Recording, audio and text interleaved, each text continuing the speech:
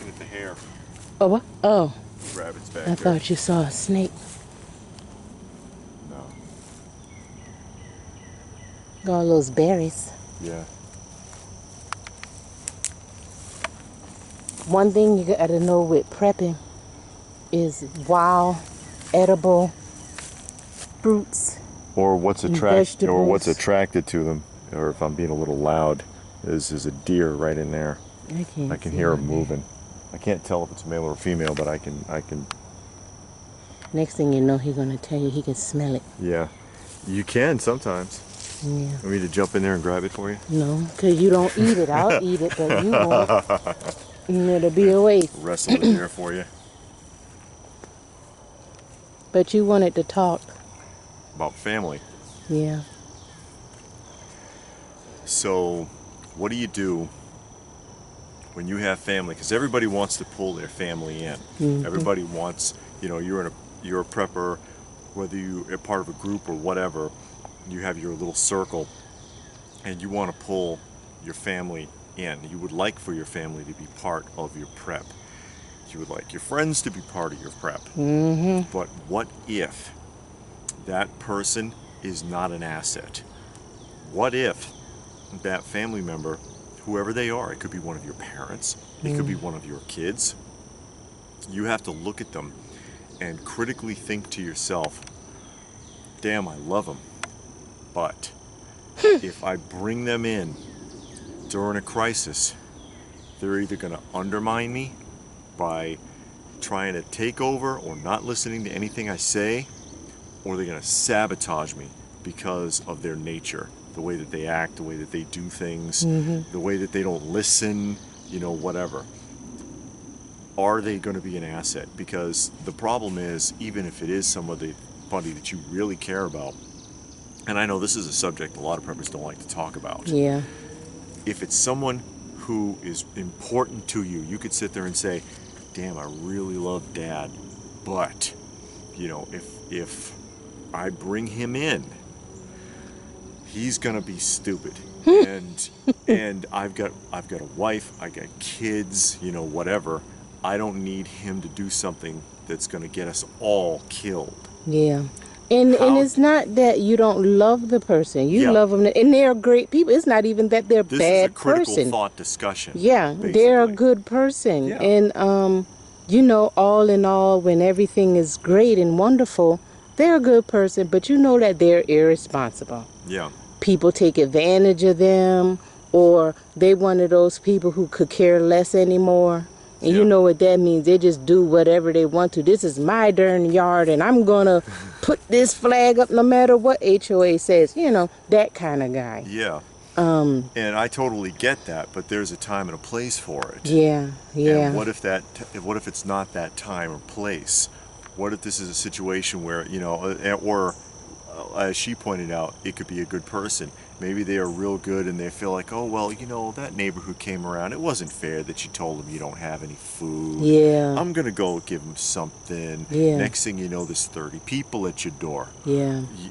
How do you make that decision?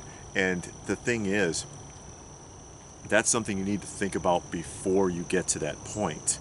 Yeah. And again, also, it's easy enough to say, I'll handle it, and it's easy enough to say, oh, I would push that person away, but you can't know for sure until you're in the moment. Yeah. It's real simple for anyone to say anything about what could be, should be, would be.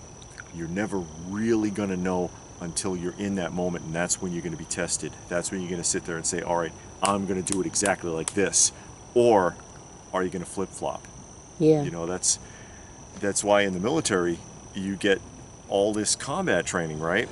And sometimes you get live fire training. Mm-hmm. But then when you're in the shit, you're put in with somebody with some seniority. Why? Because when you really get shot at, how many of them are like this?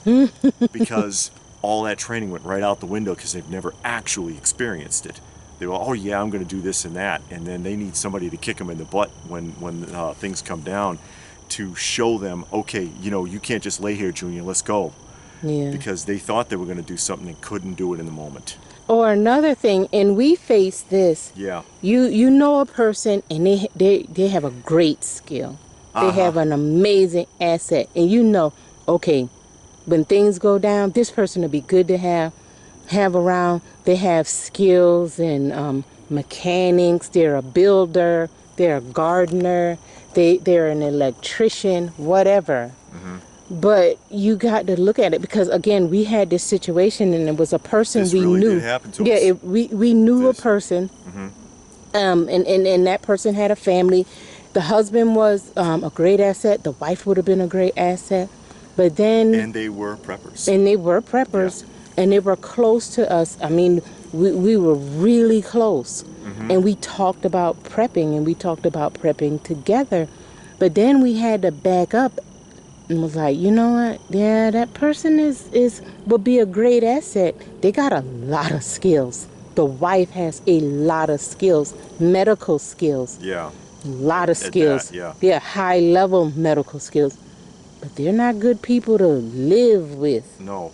in the long term. And that guy will argue about absolutely anything. Any and everything. You do not need that. The Yes. most minute thing that anybody would say, that don't even make an ounce of sense. So then you got to be like, yeah, you're a good person to hang around with on the weekend. Maybe, go camping on the weekend. But to live with for a long period of time, no. Yeah, I mean, he went to 0 to 60 on the butthole meter, like that. Yeah. Over the tiniest thing with the kid, the wife, anybody. Yeah, it didn't and it's matter. Like this, that's not the kind of guy you want to deal with when things are a mess. Yeah. Or if you're in a closed space. And then in the meantime, we know somebody else, Mm-hmm. or knew somebody else at the time, that you looked at him, you're like, I don't know about that guy. But then he turned out to be loyal as hell. Yeah.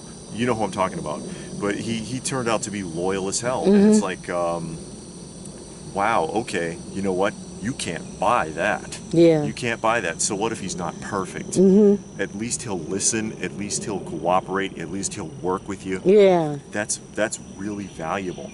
And so what about your friends? Mm-hmm. What about your family? Yeah. Because that's something to think about now. How well do you really know these people? How well are they really going to cooperate? Oh yeah, they're all on board with the whole prepping concept, but what's going to happen if you really have to band together with them? What happens in a long-term grid down?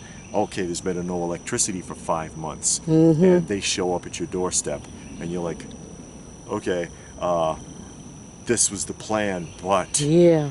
man, this guy, this woman, well, they're a pain in the butt, and it could be someone who's a close relative. Yeah. And you really like that person. How much of it can you tolerate? And you really should sit down if you're a family and you're prepper, the husband and wife, you got some kids, and you sit down and you think about the people that you've already thought about that will be great assets to your little community, or even that you've already talked to, and you think about it. Man, Bob is real cool. He's an electrician, and he can really string up some lights, but Yeah. I don't know if he a guy I want to have around in the long term. He cool to come by every couple days, but to live with, I don't know. But then you look at somebody else, and anytime you need them, they're there. You might got to put up with some sarcasm, but they're a good worker. They might not know a lot, but they're willing. They're a willing body. And I'm not trying to say get free labor or anything like that. No. That's not what we're talking about. We're talking about loyal people who, when the time comes and you need somebody to help you because the sky is falling in on you, this is the go-to guy. They'll work.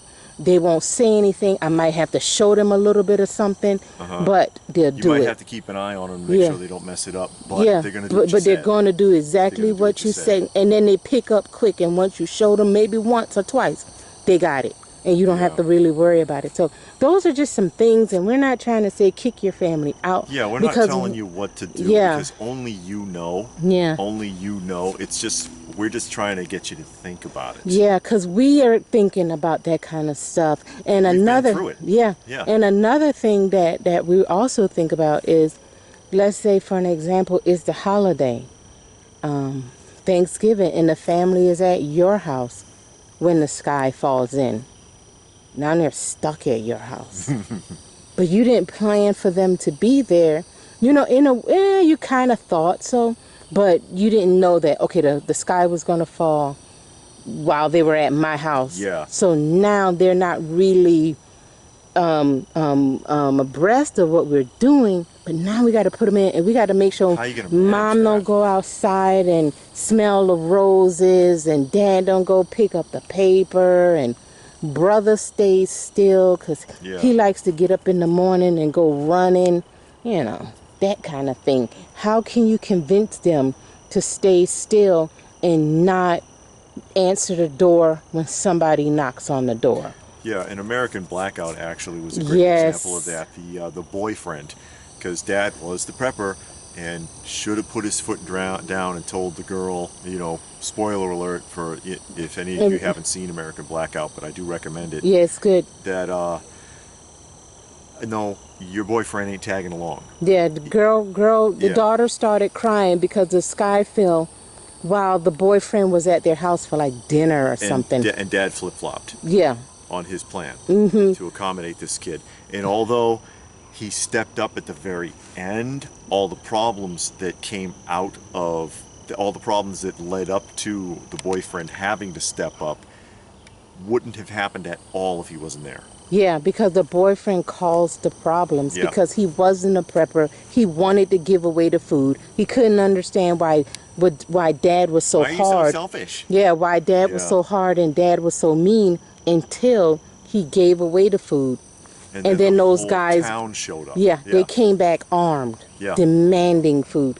So if you never saw American Blackout, it's good to watch just to get some ideas, to get some thoughts about it, you know, about prepping and some situations, because they take you through different situations and they follow certain people. So it's a good one. Yeah, and there's a companion to it, UK Blackout. It's very Yeah. similar, Yeah. where it was actually his son that was undermining him, Yeah. blabbing all his business to the neighbors, and he got robbed. Yeah. So, we recommend checking them out. It's worth taking a look, but it's a lot to think about. And again, we're not telling you what to do. Yeah. We can't give you a formula because everyone's family situation is going to be different. Yeah, and we can honestly say we don't even know. Well, not 100%. No. And we've been through it, and that's why we're talking about it Yeah. with people who were family members and with others that we know that we worked with.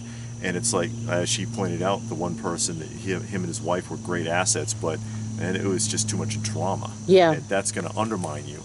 And the other person was, he was all right, but man, the guy was really freaking loyal. And that when you realize that, it's like, wow, that's something you can't buy. It's worth a lot more than all the skills. Yeah. Ultimately, Yeah. you can teach somebody or work with somebody who doesn't know anything, but you can't teach a good attitude to somebody.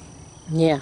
That's something you can't do. You can have somebody who's a freaking genius, a hardcore backwoodsman, but if they got a pissy attitude, you can't fix that. Yeah. You got somebody with a good attitude, you can work with them. But it's just a lot to think about. More food for thought for the community out there. Yeah. Because now's the time to be thinking about it before something really jumps up. Yeah. And then again, we don't want to seem like we're Debbie Downers and we're pissing on everybody. No, of course not. But we like to bring up things that maybe you haven't thought about. Not to discourage you. No. Because we don't want to discourage anybody from prepping. We want you to think about it so that if something comes up, you don't look back and regret and be like, God, I wish somebody had told me that. Because there's always going to be something that you're going to regret. Yeah, yeah. The less of that there is in the heat of the moment, the better. Yeah, so we just bring up things for you to think about, talk about it with your family. If you have a small group, talk about it with your group. Think it over in your own mind, and then say, okay, these are some ideas. Maybe these are some questions I can ask to start feeling people out. Because you can't always see a person in a crisis situation. Sometimes things happen and you can. And that's good because you get to see how a person acts. But you don't always get that luxury, if that's a luxury. So Yeah, exactly.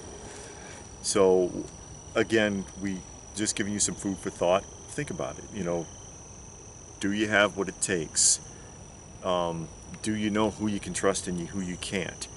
Have you made accommodations for these people? If you have somebody that you're just determined to bring in, maybe you're like, okay, I get a mother or a father, they're really sick, they're not on board, but I just can't let them go. I mean, I understand that. yeah, Are you ready to accommodate that? One big complaint I see a lot, and it's actually why a lot of people bring you up in the comment section, is because there's a lot of preppers out there, their spouse is not on board. yeah, And that is hard. That is very hard. yeah, it is. But if that person means something to you, you still got to try to accommodate for them. Yeah, you got to accommodate. And one thing I realized with me and David, and this is something totally different, I'm not going to go deep into it, but I wanted to introduce him to something that I was deeply into and meant a lot to me. And I thought the best way to do it was to beat him over his head with it. And then I had to step back and like, you know what? You're never going to get that. You're never going to win that way. So I stopped. And I did what I always did. I continued doing what I wanted to do, and he saw it and he started to join in. I didn't say, hey, you want to do this with me? I didn't do anything. I just continued doing what I was going to do. And when he said, hey, you want to do something? I'm like, nah, right now is my time to do this. And then he was like, oh, okay, well, I'll join you, or I'll sit in until you're done. And that's how he came on board. So sometimes it's best not to beat the person over the head with it. Don't. Just continue doing it. If you're a prepper and... Yeah, because if that person, and what she's alluding to is if that person cares about you, then they're going to want to support your hobby or whatever it is anyways. She's not talking about the prepping. No, it was something else. Yeah. I know what she's talking about, but yeah, because I just wanted to spend time with her anyways. Yeah. So I was like, yeah, all right, man, I'll just hang around with you. And then another thing, if you have a spouse, and it's usually women, I know, and okay, my wife is a really good cook, and we can use some canning, and I think she would be good at canning. Say, hey, it's a canning class coming up. Can you can some tomatoes? Something like that. Get her, just figure out something that she's good at, and ask her to help you in that. If she's good at organizing, hey, can you help me? I got some food out back. I need it organized. Can you help me organize that? She like doing computer spreadsheets. Can you make me a spreadsheet? I'm having a hard time with this. Tell her you're having a hard time. Can you help me with this? Sometimes it works because women want to be involved and they want to feel needed and they want to do something that they like. So you know what she likes and dislikes. They say, hey, I know you're good at sewing. Can you sew up these pants for me? I need them to go hiking or something. Yeah. Whatever. Yeah. Something to just include the other person. Yeah. Without an agenda. Yeah. But don't beat them over the head. You continue to do it. They'll see you doing it. And they'll come in, sticking their nose in. Hey, what you doing over there? Oh, I'm just putting this together. Can you pass me that screwdriver? That kind of stuff. There you go. But yeah, guys, just another food for thought. As it gets later here, we got to get moving actually. Yeah, before it turns the animals come out. Yeah, well, they're already out. I mean, they're creeping around, but nothing major. Yeah. But anyways, we should start heading back. So let us know what you think in the comment section down below. Please do give the video a thumbs up if you got something out of it. We hope you did. Share it if you can. Probably the only way it'll get seen because ScrewTube hates me. Check out some of the other videos, what have you. If you wanted to help the channel, there's links for that down below. And what more can I say but stay frosty, folks, and thanks for watching.